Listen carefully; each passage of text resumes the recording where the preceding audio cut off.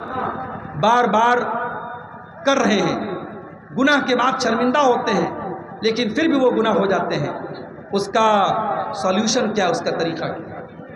دیکھیے، گناہ اگر آپ کر رہے ہیں اور آپ کو یہ احساس ہے کہ آپ گناہ کر رہے ہیں، بہت غور سے سنیے گا، اگر گناہ کے بعد یہ احساس ہے کہ ہم گناہ کر رہے ہیں، یہ احساس بھی بہت بڑی نعمت ہے میرے بھائی، یہ احساس بھی بہت بڑی نعمت ہے۔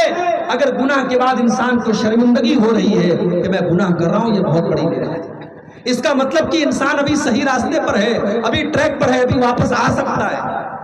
تو جب بھی آپ کو یہ احساس ہو، آپ توبہ کرو۔ اب جب آپ توبہ کریں گے تو توبہ کے اندر 3 چیزیں ہونا ضروری ہے۔ توبہ کا مطلب کیا ہوتا ہے؟ آپ گاڑی چلا رہے ہیں، گاڑی کو موڑ لینا، گاڑی کو یو ٹرن لے لینا، یہی توبہ ہے۔ توبہ کا مطلب کیا ہے؟ آپ غلط راستے پہ جا رہے تھے، اب آپ سیدھے راستے پہ چلے آئے، واپس چلے آئے، اپنے راستے پہ واپس چلے آئے۔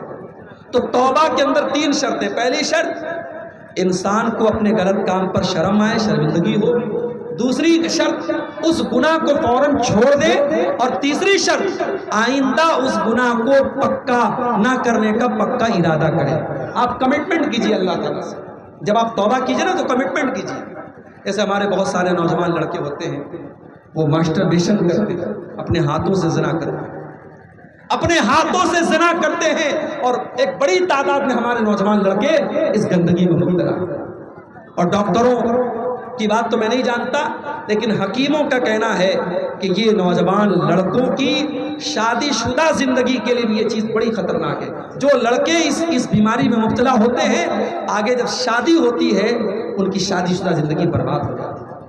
تو اگر کوئی نوجوان ہمارا بھائی اس گندگی میں پڑا ہوا ہے، میں بڑے درد کے ساتھ اس سے کہتا ہوں، تم رات میں اٹھو اور وضو کر کے تہجد کی نماز پڑھو، اور تہجد کی نماز پڑھ کے اللہ کی بارگاہ میں گڑ گڑا کے دعا کرو کہ اے اللہ، یہ گندی عادت تو مجھے چھوڑا دے۔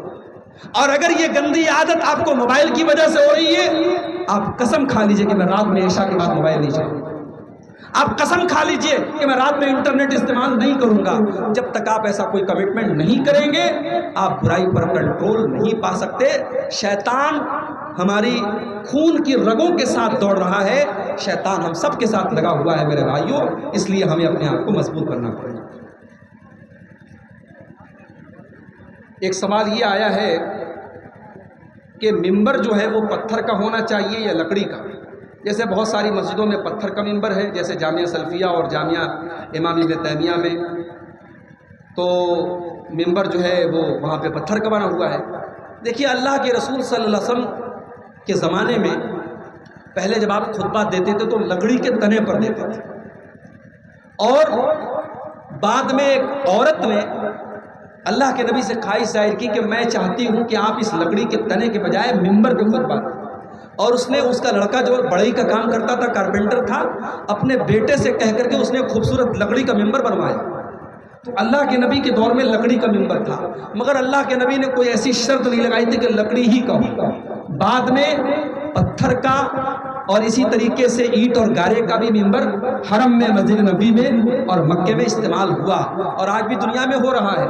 تو اس میں کوئی مسئلہ نہیں ہے، لکڑی کا بھی استعمال کیا جا سکتا ہے اور پکا پتھر کا بھی استعمال کیا جا سکتا ہے، جس کو جہاں جیسی سہولت ہو وہ کر سکتا ہے۔ لکڑی والے ممبر میں یہ ہوتا ہے کہ پھر اس کو جو ہے سنبھالنا پڑتا ہے، اس کو رکھنا پڑتا ہے، اور ایک بار اگر اس کو باقاعدہ پکا بنوا دیا تو پھر کوئی مسئلہ نہیں، ہمیشہ کے لیے وہ بن جاتا ہے۔ تو دونوں صورتیں جائز ہے، اس میں کوئی شریعت کی طرف سے پابندی نہیں ہے۔ ایک سوال یہ آیا ہے کہ تشہد کی انگلی سے کب کب اشارہ کرنا چاہیے؟ آپ کی ایک ویڈیو میں دیکھا ہوں کہ آپ کہہ رہے ہیں کہ تشہد میں جب جب دعا آئے تب تب اشارہ کرنا۔ بالکل صحیح آپ نے سنا ہے، میں نے ویڈیو میں یہ بات کہی اور آج پھر کہہ رہا ہوں کہ حدیث میں یہ آتا ہے کہ اللہ کے نبی تشہد میں اپنی اس انگلی سے اشارہ کرتے تھے، اپنی اس انگلی سے اشارہ کرتے تھے۔ اب اشارہ جو ہے، اشارہ کا مطلب انگلی اٹھانا۔ اب انگلی آپ کو جو اٹھانا ہے تو یہ اٹھانے کا سلسلہ التحیات سے لے کر کے سلام پھیرنے تک رہے گا، یہ پورے تشہد میں رہے گا۔ اور حدیث میں دوسرا لفظ آتا ہے یحرکھا، اللہ کے نبی اس انگلی کو حرکت دیتے تھے۔ کب حرکت دیتے تھے؟ یدعو بہا، جب آپ دعا کرتے تھے۔ اب مثال کے طور پر آپ پڑھتے ہیں التحیات للہ والصلوات والطیبات، اب یہ اللہ کی تعریف ہے، یہ دعا نہیں ہے۔ اس کے بعد کہتے ہیں السلام علیک ایھا النبی، یہ دعا ہے، آپ نبی پر سلام پڑھ رہے ہیں، دعا ہے۔ اب یہاں پہ آپ حرکت دیکھیں والسلام علینا وعلی عباد اللہ الصالحین، اب یہ بھی دعا ہے، یہاں پہ آپ ہلکی ہلکی حرکت دیکھیں۔ اس کے بعد اشہد ان لا الہ الا اللہ واشہد ان محمد عبدہ ورسولہ، یہ دعا نہیں ہے، اس پر آپ انگلی کو ایسے فکس رکھیں۔ اس کے بعد آپ درود شریف پڑھتے اللہم صلی علی محمد وعلی آل محمد، اب یہ دعا ہے، پورا درود شریف دعا ہے، آپ پورے درود شریف کے دوران ہلکی ہلکی حرکت دیں گے۔ اس کے بعد آپ دعا پڑھتے اللہم انی ظلمت نفسی ظلما اللہم انی ظلمت نفسی ظلما فاغفر الذنوب لا یغفر الذنوب الا انت، اب یہ پوری دعا ہے، اللہم انی ظلمت نفسی ظلما، یہ پوری دعا ہے، اس دعا کے دوران آپ ہلکی ہلکی حرکت دیں۔ اللہم انی اعوذ بک من عذاب جہنم واعوذ بک من عذاب القبر واعوذ بک من فتنۃ المسیح الدجال، اب یہ پوری دعا ہے، تو جہاں دعا ہے وہاں آپ انگلی کو حرکت دیں گے۔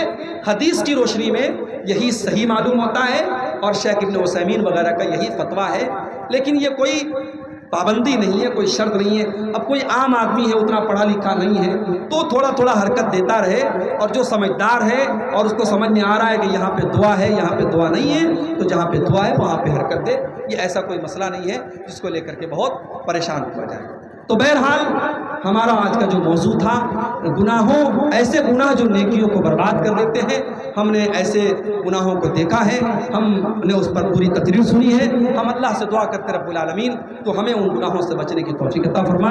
آج کے اس پروگرام میں جن بھائیوں نے محنت کی، کوشش کی، اور جس ادارے کے لیے آج کا یہ پروگرام منعقد ہوا، اللہ اس ادارے کو ترقی عطا فرمائے، اللہ اس ادارے سے پڑھنے والے بچوں کو دین کا حافظ اور عالم بنائے، رب العالمین ہمارے جمع ہونے کو قبول فرمائے، رب العالمین ہمیں کہنے سننے سے زیادہ عمل کرنے کی توفیق عطا فرمائے۔